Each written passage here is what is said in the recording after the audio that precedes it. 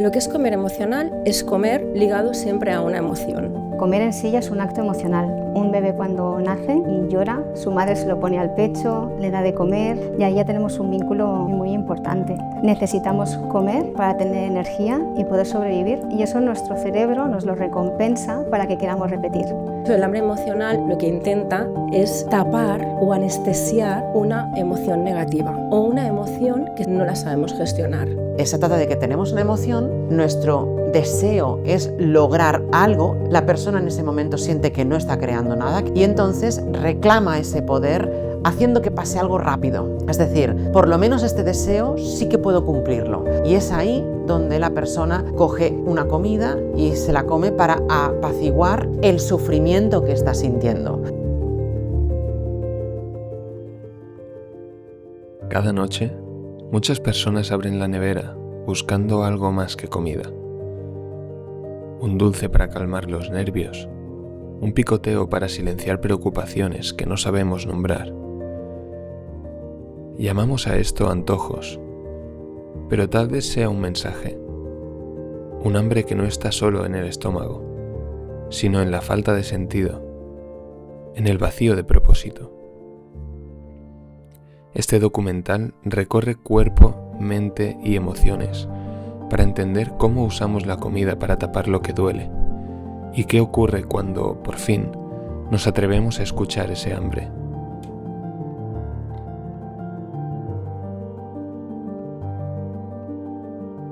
Lo que es comer emocional es comer ligado siempre a una emoción, ¿vale? De hecho, el hambre emocional no siempre es malo. O sea, lo tenemos como socialmente como un término negativo, pero no siempre es malo. También hay el hambre emocional que nos evoca recuerdos placenteros, como por ejemplo cuando nos comemos unas natillas y nos recuerdan las natillas que nos hacían nuestras abuelas y somos capaces de tirar para atrás y recordar esas emociones con nostalgia, con cariño. Entonces eso sería hambre emocional también, porque nos evoca una emoción y sería positivo, ¿vale? Pero lo que te he comentado, sí que es cierto que normalmente lo relacionamos con más su parte negativa. Podemos partir de la base principalmente de que comer en sí ya es un acto emocional. Solo tenemos que pensar que un bebé cuando nace y llora, su madre se lo pone al pecho, le da de comer, lo calma, lo arrulla y ahí ya tenemos un vínculo muy importante. Y tiene todo el sentido del mundo si pensamos en la evolución, ¿no? Y en la supervivencia, el sentido evolutivo. Necesitamos comer para tener energía y poder sobrevivir y eso nuestro cerebro nos lo recompensa para que queramos repetir.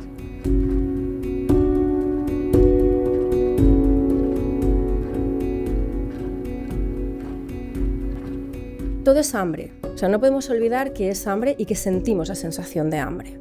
Entonces, el hambre fisiológica es un hambre que viene al cabo de 2-3 horas de haber comido, es un hambre que viene de manera gradual, o sea, empiezas con un poquito de hambre y acabas que los intestinos te están rugiendo y que te devorarías un buey, ¿no? Pero va poco a poco, gradualmente, conforme va pasando el tiempo, va incrementando la sensación de hambre. Es un hambre controlada, es un hambre saciante, es un hambre que su objetivo es nutrirse, o sea, busca nutrientes. ¿Qué quiere decir esto? Pues que le vale comer proteína, le vale comer lechuga, fruta, lo que sea. El hambre emocional está en el otro lado. El hambre emocional es un hambre que aparece de golpe, no es gradual, es un hambre que de golpe te comerías ese buey, o sea, no ha ido creciendo poco a poco, aparece de manera repentina, es un hambre que suele venir cada día a la misma hora en el mismo lugar, no siempre, pero normalmente sí que repite este patrón. Es un hambre que no sacia y es un hambre que ya no pide nutrientes. Cuando tienes hambre emocional no te sirve una lechuga. Normalmente lo que estás buscando son comidas edulcoradas, que son esas comidas, son esos elementos que lo que hacen es que notes alivio. Esa hambre emocional lo que intenta es tapar o anestesiar una emoción negativa o una emoción que simplemente no la sabemos gestionar. Al final, el cerebro detecta esa emoción negativa o esa emoción que no sabemos gestionar y lo que hace es evidentemente tu cerebro está programado para siempre tener el menos dolor posible. Entonces, ¿qué hace? Busca alivio. Y la manera de buscar alivio rápido es comiendo azúcar, por ejemplo.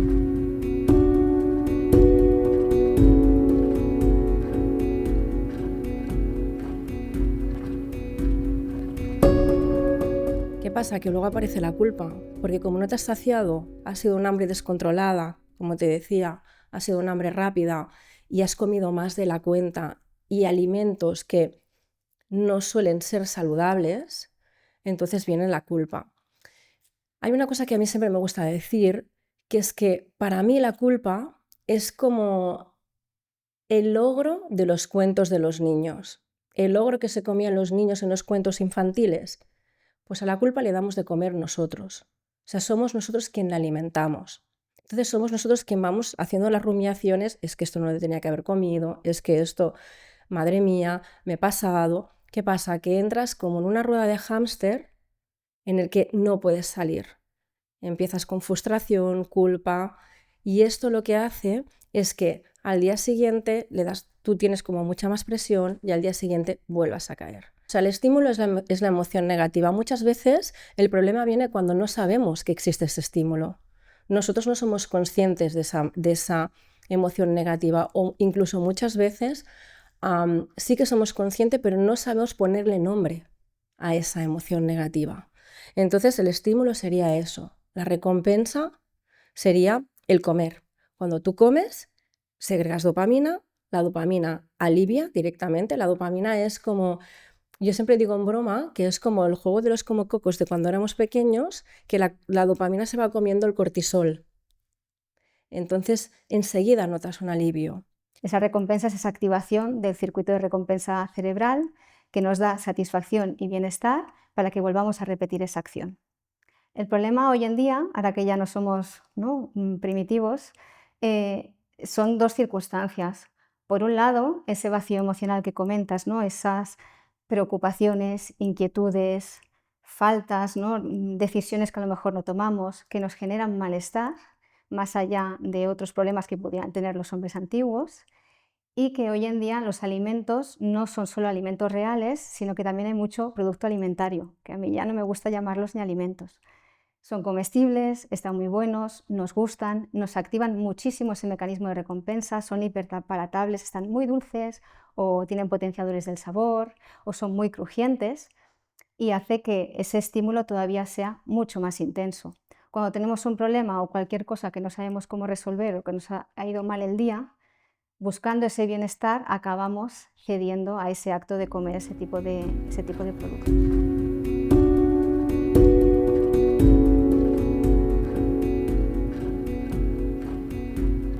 Si yo tuviera que definir qué es un propósito, lo primero es recordar lo que muchas personas ya saben sin darse cuenta. Por ejemplo, empieza a ser más escuchado alrededor del mundo la palabra ikigai, que es la palabra propósito en japonés. Más bien significa razón de ser y es un cúmulo de cosas, la pasión, la vocación, la misión, etcétera, ¿no? Entonces, es como un conglomerado de aspectos que se juntan para formar como nuestra razón de ser. Pero en verdad un propósito lo que significa es, y si lo vemos en el diccionario, ¿no? Es la intención de hacer algo. ¿Qué es lo que tú tienes intención de hacer? Aunque normalmente cuando hablamos de propósitos en ese aspecto lo hacemos como para fin de año y hacemos la lista de los propósitos de año nuevo, precisamente porque tenemos la intención de cumplir ¿el qué? Una serie de deseos. Y esto es de lo que significa, es marcarte una dirección, es marcarte un yo me moveré en esa dirección y a ver qué consigo y a ver qué pasa. Entonces, un propósito es importante para la persona porque le da una dirección. Hay personas que no saben estar sin rumbo, que es como que están perdidos, notan como que gastan su vida, se les pasa el tiempo y no están haciendo nada. O no están consiguiendo nada. Entonces, les decimos muchas veces que se marquen un propósito o que elijan un propósito o que encuentren su propósito de vida. Sobre todo cuando nos referimos a este último, es aquí donde el Ikigai entra en escena, pero también y sobre todo el hecho de que implicamos que va a afectar a más personas, es decir, que será algo que impactará, que tendrá un impacto, ya sea socialmente, ecológicamente, en mí mismo y en los demás. O sea, buscamos una especie de repercusión global de esa acción, sobre todo cuando nos lo marcamos de esa manera. Entonces, tenemos un rumbo que además sabemos que hagamos lo que hagamos dentro de ese rumbo, creará un impacto o tendrá un impacto, primeramente en nosotros mismos, pero también sobre todo en los demás o en el planeta o en la sociedad. Eso es lo que entendemos socialmente como por propósito. Al final la falta de propósito no deja de ser una sensación negativa. O sea, al final no tener un propósito en la vida, estar desubicado, una crisis de valores, todo esto es una emoción negativa que muchas veces no somos conscientes que la estamos atravesando. Volvemos a lo mismo. La manera de tapar esta emoción que no me gusta, si no soy consciente, es comiendo. Y entonces volvemos a sentir ese alivio, ¿vale? Y nos quedamos tranquilos momentáneamente. Pero lo que hace es acrecentar más el problema.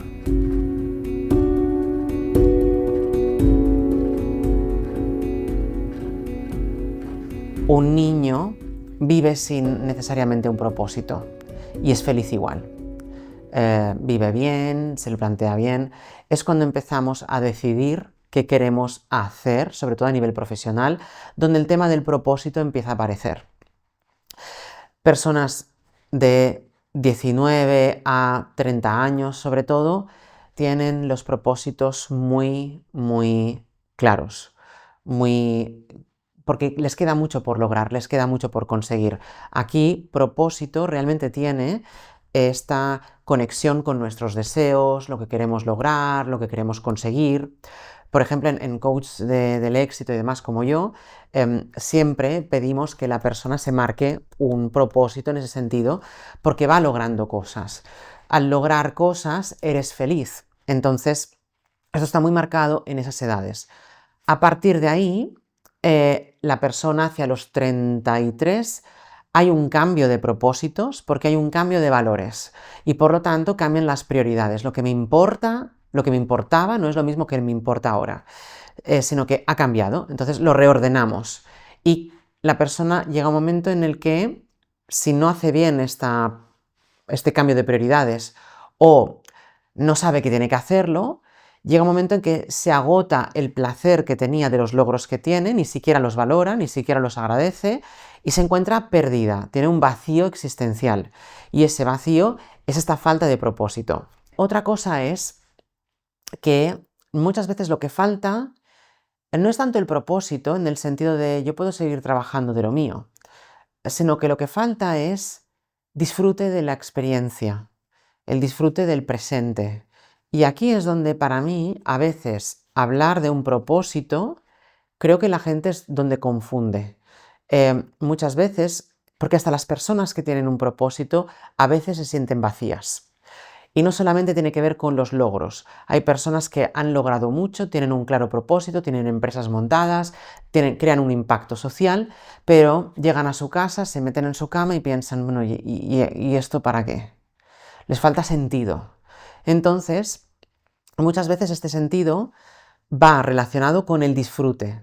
Y entonces lo que sucede es que lo que tienen que reencontrar o lo que está más a la orden del día es reformular su sentido y reformular ese disfrute del momento del presente y del aquí y del ahora.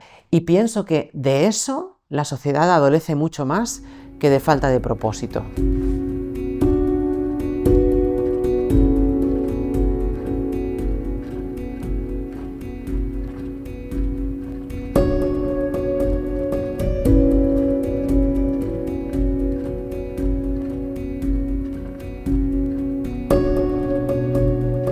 A mí siempre me gusta decir que lo que pasa en el intestino no se queda en el intestino, igual que lo que pasa en el cerebro no se queda en el cerebro, porque hay una conexión continua y bidireccional entre ellos dos. Y eso se hace a través del sistema nervioso, el nervio vago, Dentro del sistema digestivo tenemos el sistema nervioso entérico, que se encarga del sistema digestivo, la microbiota con sus metabolitos, hay hormonas, células del sistema inmune, hay muchas vías de comunicación entre uno y otro. Eso hace que si tenemos una mala salud intestinal, por ejemplo, nos va a afectar también en nuestra toma de decisiones, en nuestro estado de ánimo y demás. Por ello, es muy importante cuidar nuestra microbiota, ¿no? Ese conjunto de bacterias y otros microorganismos que viven en simbiosis con nosotros y que se encargan de funciones fundamentales. Ellas digieren alimentos que nosotros no podemos digerir, pero que son necesarios para la producción de metabolitos que para nosotros son muy importantes, como los ácidos grasos de cadena corta. Además, son ellas mismas las que protegen nuestra mucosa intestinal, con lo cual están protegiendo nuestro intestino y las células de nuestro intestino.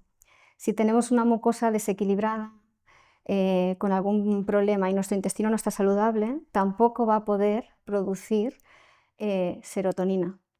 El 90% de la serotonina se produce a nivel intestinal y es la hormona que nos ayuda a regular nuestro estado. Se considera la hormona de la felicidad y nos ayuda a regular nuestro estado de ánimo, pero eso solo lo puede hacer un intestino saludable.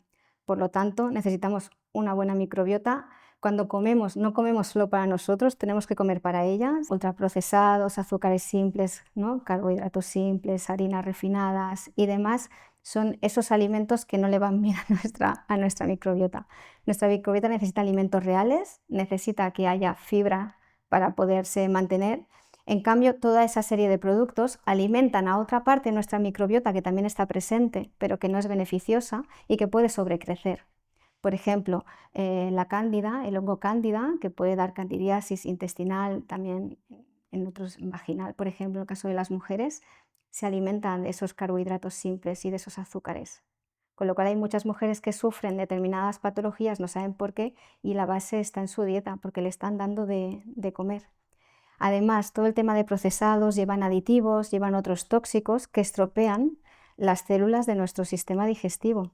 Entonces, eso puede generar inflamación a nivel intestinal y acabar generando una permeabilidad, que es cuando las células de la barrera intestinal se separan, pudiendo pasar al torrente sanguíneo pues, algún tipo de molécula, toxina, patógeno que no deba de pasar y se genere esa inflamación a nivel sistémico. Inflamación que si llega a ser neuroinflamación también afecta a nuestro estado de ánimo.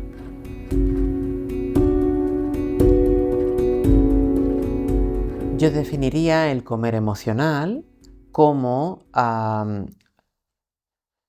un intento de la persona para reclamar su poder, ese absorber el disfrute de la experiencia. No es tanto que el vacío existencial, ese vacío del que hablábamos antes, en el que la persona tiene un propósito, se termina el propósito y es el ¿y ahora qué? Es la página en blanco, ¿sí? Esa página en blanco nos permite volver a elegir. Es el cero, pero que permite todo tipo de opciones. Entonces, si tarda demasiado o entiende que no sabe, empieza a preocuparse y a perderse. ¿Sí? Mejor dicho, empieza a preocuparse, pero eso le da la sensación de que se está perdiendo. Y lo confundimos con el vacío porque estamos hartos, es decir, de sentirnos así. Es decir, sentimos desazón, sentimos tristeza, sentimos frustración, no nos gusta. Y cuando esa frustración, esa tristeza llega a un umbral, nos hartamos. Decimos, ya está, basta. Y a partir de ahí es cuando decimos, ¿y para qué? No tiene sentido. ¿Y para qué? Entonces lo mezclamos también con la falta de sentido y por eso esto lo llamamos vacío. Y esto es lo que intentamos llenar con prácticas como el comer emocional. La persona en ese momento siente que no está creando nada, que no está creando lo que se supone que debería estar creando, y entonces reclama ese poder haciendo que pase algo rápido. Es decir, por lo menos este deseo sí que puedo cumplirlo. Y hasta el punto en el que se lo permite, manifiesta. Y es ahí donde la persona coge una comida y se la come para apaciguar el sufrimiento que está sintiendo. Por dos motivos. Cerebralmente tenemos la dopamina que se va a saciar y por lo tanto sentirá que hemos logrado algo. Y por otro lado, porque en tanto que divinidad estamos recordándonos, ves cómo sí que puedes lograr algo, ves cómo sí, lo puedes conseguir. puedes conseguir crear lo que tú quieres. Pero a ese nivel aún no nos lo proponemos, aún no nos lo permitimos, aún estamos luchando con el hecho de si es verdad o no que puedo conseguir cosas, porque ya estamos hartos y frustrados de no lograr nada, y es por eso que comemos emocionalmente. Al final, un elemento externo nos está calmando, una regulación externa. ¿Qué pasa? Que en muchas ocasiones no sabemos desarrollar nuestra regulación interna. Culturalmente, lo que tenemos como muy integrado es la comida sana. Bueno, la comida sana según qué momentos, pero claro, entonces es fácil desarrollar un patrón de hambre emocional. Y aparte también te digo otra cosa, la comida es como un antidepresivo que tienes a mano. No necesitas receta, no necesitas ningún médico, solo tienes que abrir el armario y sacar un paquete de galletas. Lo tienes disponible 24/7. Escribe cómo te sientes. O sea, ¿qué hora es? Haz un diario de hambre emocional. ¿Qué hora es? ¿Dónde estás? ¿Qué sientes? ¿Qué quieres comer? ¿Qué has comido y cómo te sientes? Y eso cada día busca un patrón. Cuando ya tienes unos días y encuentras ese patrón, entonces es manera de empezar a buscar qué emoción es la que te está provocando esto. Esto no es lo más importante. Puede ser cansancio, puede ser aburrimiento, puede ser soledad, puede ser inseguridad, puede ser baja autoestima, muchísimas cosas. Al hablar de propósito, inmediatamente tenemos la intención de hacer algo porque nos queremos alcanzar un fin. El fin es la meta es el propósito y olvidamos que el propósito de ser, es decir, la razón de mi existencia, mi razón de ser, es tener la experiencia de este mismo momento, ahora. Nos marcamos que las cosas cambian enfrente nuestro porque queremos experiencias. Entonces, tener la experiencia es la razón de que existamos en la manera en que lo hacemos. Porque por eso cuando hablamos de propósitos y metas, sobre todo con la palabra propósito y últimamente, tiene más que ver con el impacto del que hablábamos antes de con todo, ¿sí? Entonces, en ese impacto con todo, lo que está sucediendo es que si no creo un impacto, si no tiene una repercusión, entonces no significa nada.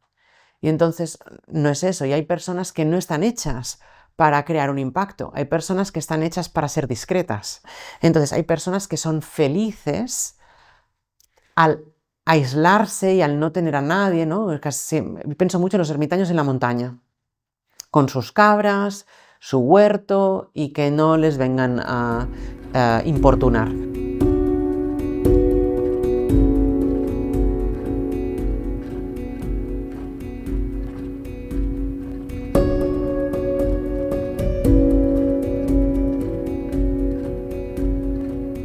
Los hombres primitivos solo tenían un estrés o tenían los estreses básicos, ¿no? Los de la supervivencia. El frío, pues había que calentarse, el hambre, necesitábamos energía, o si aparecía un depredador, pues había que salir corriendo. Hoy en día no tenemos un león a la vuelta de la esquina, pero tenemos un montón de estresores diferentes que nos atacan todo el día. Y estar nosotros sentados en nuestro sofá de nuestra casa con alguna preocupación, que se puede llamar un trabajo, ¿no?, que nos angustia, una pareja con la que no estamos bien y no sabemos cómo dejarlo, problemas con los hijos, una hipoteca, hay muchas cosas que nos pueden generar estrés. Y nuestro cuerpo no distingue si estamos en una lucha física, pues con alguien que nos ataca, o si es algo más mental. ¿Qué pasa? Que secreta todo ese combo de hormonas, ¿no?, para prepararnos para la lucha y huida, el cortisol, la adrenalina, la noradrenalina, pero nosotros no nos vamos a mover de nuestro sofá. Estamos ahí sentados dándole simplemente vueltas a la cabeza. Y detrás de esa cascada de hormonas, nuestro cuerpo nos pide energía rápida, porque si va a tener que salir corriendo y va a tener que huir, va a necesitar energía rápida. En consecuencia, hoy en día estamos sentados en el sofá con alguna preocupación, pero la sensación que tenemos es que necesitamos comer algo porque necesitamos energía, cuando en realidad no la vamos a gastar. Nos vamos a ir a la nevera, vamos a ir a la despensa, vamos a coger cualquier cosa, nos la vamos a comer, vamos a tener ese pico de glucosa que posteriormente el cuerpo va a tener que controlar, que es cuando nos viene el bajón posterior. Cuando hacemos un consumo de alimentos ricos en glucosa o cualquier ingesta, ¿no?, que nos gestiona esa subida de la glucemia, el azúcar en sangre es un valor que es crítico para nuestra salud, ¿no? Necesitamos que esté entre ciertos valores. A la que eso sube, se ponen en marcha mecanismos para poderla compensar. Lo primero de todo es que el páncreas secreta insulina. Esa secreción de insulina es la que le dice, ¿no?, es el mensajero que le dice a las células que abran las compuertas para que esa cantidad de glucemia entre dentro de la célula. Si con esa entrada en células las células ya están satisfechas y ya no pueden dejar acceder a más, todavía la glucemia está excesivamente alta, nos vamos a encontrar que el hígado pondrá en marcha otras estrategias, va a generar glucógeno, ¿no?, que son las reservas de glucosa en el hígado, para que las podamos utilizar más adelante, y si todavía hay un exceso, lo acabará empaquetando en moléculas de grasa, en los famosos triglicéridos. Así que si vamos retroalimentando una y otra vez, ¿no?, ese estrés que lo tenemos aquí arriba del todo con 1000 preocupaciones, nos va generando esa cascada hormonal que nos va pidiendo más energía que luego no vamos a consumir, pues acabamos entrando en ese bucle. Yo trabajo mucho con la terapia de aceptación y compromiso, ¿vale? Vivimos en una sociedad en que la mayoría de la sociedad no quiere sentir el dolor. Entonces lo que hacen es tirar para atrás a la mochila. Esto no me gusta, no lo pienso, para atrás. Esto no me gusta, venga. Pero llega un momento que la mochila pesa tanto que al final explota, de alguna manera sale, de alguna manera sale. Esta terapia lo que te dice es, acepta tu dolor, trata tu dolor, porque al final una emoción negativa a la que le haces caso no se enquista, y esto es muy importante. Entonces, cuando tú vas llenando mochila, esto se va enquistando y llega un momento que salen problemas. Cuando tú eso lo tratas y tú dices, vale, ¿qué me pasa? Me pasa esto. Vale, lo acepto, siento el dolor, lloro si tengo que llorar, no pasa nada, siente ese dolor, vive ese dolor y una vez lo has vivido, sigue tu vida con tus valores. Nuestros instintos claramente nos están diciendo, hey, introspecciona, porque nuestra naturaleza, nuestros instintos naturales nos lo dicen, nos lo piden, y si escucháramos más estos instintos, sabríamos lo que tenemos que hacer. Pero como no los escuchamos, porque no tenemos cultura de escucharnos, sino que más bien nos dicen, el dolor no importa, tú sigue, no llores, piensa. Entonces realmente no tenemos cultura de introspeccionar. Y por eso no es que esto nos esté distrayendo de introspeccionar, es que nos está dando la señal y no la identificamos. Es como si salta una alarma, es una luz roja, pero si yo nunca he visto una alarma y no sé qué significa, pienso, ay, qué bonita, está pulsando, ay, qué bonito, cómo brilla. Y todo el mundo corriendo y te dice, ¿que no ves que es una alarma? ¡Corre! Ah, no, si no me dices que es una alarma, ¿cómo voy a saber yo si esto es una alarma? Por primera vez en la vida, ¿sí? Cuando ya sé que es una alarma, ya atiendo.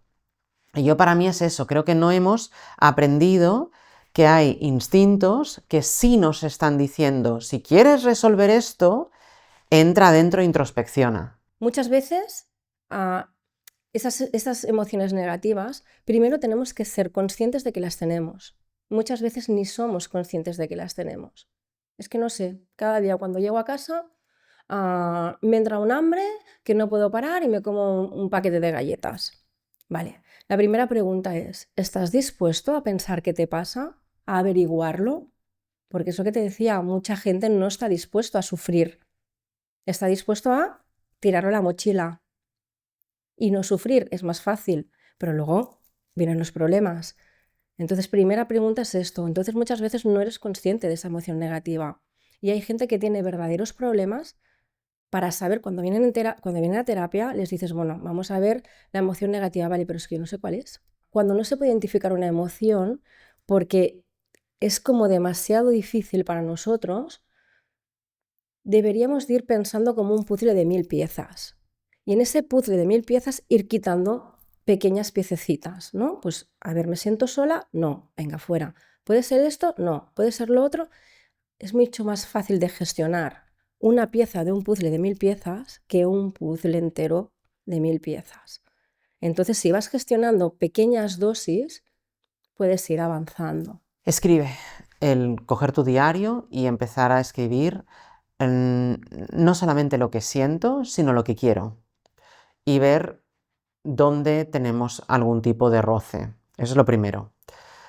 Luego, ¿cómo pienso que lograré eso que quiero? Y ver si hay algún choque de prioridades o de valores que estén chocando. Aquí personalmente me gusta mucho la identificación de valores. Cuando tú identificas lo que es importante para ti, lo que valoras, empiezas a ordenar por prioridad lo que pongo primero, lo que pongo después, ¿no? ¿Qué es más importante, la familia o el trabajo? Ahora, en este periodo de la vida, porque como hemos dicho, va cambiando. Es un libro diario, pero que hace de libro espejo. Y entonces me reflejo en ese libro, entonces me veo. Cuando me veo, soy consciente de qué, sobre todo de mi mundo interior. Sí, porque no me veo con un espejo, sino que me veo cómo yo funciono, es decir, cómo yo opero mi mente. Y ahí es donde vemos estos choques y es lo primero para identificar el propósito. Cómo todos estos valores y todo esto que a mí me importa, cómo me importa pasarme los siguientes 20 años de vida y me gusto. Esta es una pregunta que creo que todo el mundo debería incorporar a la hora de identificar su propósito. Y un poco haciendo esta mezcla entre estas cosas, le damos forma de, vale, ¿con qué acción, actividad, rumbo lograré o respeto esos deseos, esos valores, me siento mejor? O sea, si todo esto va en el camino y buscamos el camino que más o menos, porque no necesariamente encontraremos el camino perfecto, pero que más o menos sé que esto pasará. Es importante eliminar el juicio, eso es muy importante, porque al final vivimos una sociedad que va muy rápido, vivimos una sociedad que nos hace ser muy autoexigentes y en todas las cosas que hacemos hay juicio. Entonces, lo fácil es salir perdiendo. Cuando tú compites contra ti mismo, normalmente sales perdiendo, no sales ganando. Fíjate que cuando te pones en escenarios, siempre te pones en escenarios malos, negativos, nunca te pones en escenarios positivos, o la mayoría de las veces, ¿no? Entonces, ese juicio viene dado mucho por la sociedad. Al final no se trata tanto de pensar en comida buena o en comida mala, sino en comida nutritiva y comida que no te aporta. Pero también es importante aquí hablar de la rigidez. Al final tienes que tener una flexibilidad. No pasa nada para un día comerte unas galletas, no pasa absolutamente nada. Y ahí está el kit de la cuestión. Si te apetecen unas galletas y te las comes, no sientas culpa, te las comes y ya está. El problema es cuando esto es recurrente y cuando esto es para tapar una emoción. Pero si a ti te apetecen unas galletas, pues cómetelas y disfrútalas y perfecto, igual que las natillas que decíamos de la abuela. Lo que pasa que es importante que eso no se convierta en una anestesia. Ese es el problema. Y mucha parte de esto es ese juicio que hacemos de, es que no me he portado bien, o sea, es como si nos castigáramos o nos premiáramos, porque esa sociedad, o sea, la sociedad donde vivimos nos lleva a hacer ese juicio. Para reeducar la mente, ¿no? Y empezar a comer de manera diferente y más adecuada a lo que, ¿no? a lo que nuestra biología está preparada, yo siempre digo que lo primero que hay que hacer es poner conciencia. O sea, necesitamos conocer nuestro cuerpo, cómo funciona, nuestro metabolismo, qué necesidades reales tiene, y a partir de ahí seremos capaces también de elegir un poquito, ¿no? Elegir y decidir un poco mejor. También cuestionarnos mucho nuestra mente, porque no lo sabe todo. Y nuestras decisiones, si las llevamos en piloto automático, siempre va a ser mucho más fácil repetir todos esos comportamientos que ya hemos estado haciendo hasta ahora. Entonces necesitamos parar y hacer a veces incluso unas respiraciones antes de decidir qué alimento vamos a escoger. Cuando ya hemos ido rompiendo creencias, cuando hemos empezado a hacer las cosas diferentes, hemos empezado a introducir alimentos reales, ¿no? Con densidad nutricional, pues con proteína, con grasas saludables. Hidratos de carbono también son necesarios para nuestra energía, pero que sean complejos, que no sean esas harinas simples, esos azúcares simples, esos productos procesados. Cuando ya hemos hecho todo este trayecto, poco a poco nuestro metabolismo va a empezar a funcionar distinto. Y el mindful eating, esa herramienta que nos permite comer de manera más pausada, más tranquilamente, también nos va a ayudar a recuperar esas señales de hambre y saciedad y saberlas identificar. Si comemos más despacio, será mucho más fácil que seamos capaces de sentir cuando estamos saciados antes de estar excesivamente llenos. Y eso también nos ayuda posteriormente a poder discernir entre lo que sería el hambre real, el hambre más fisiológica, y ese otro hambre que llamamos emocional, que es como esa hambre que te llega repentinamente, que normalmente quieres alimentos muy concretos y que tienes que solucionar muy rápido. Ya sabemos que no era solo cuestión de azúcar o ultraprocesados. Detrás del comer emocional hay emociones, historias y una vida que pide ser vivida con más conciencia. No se trata de prohibir galletas, sino de preguntarnos, ¿tengo hambre de comida o de algo más?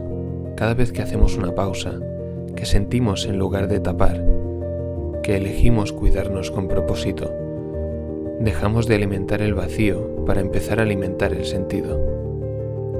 El verdadero cambio no está en la nevera, sino en la relación que construimos con nosotros mismos cada vez que decidimos qué, cómo y por qué comemos.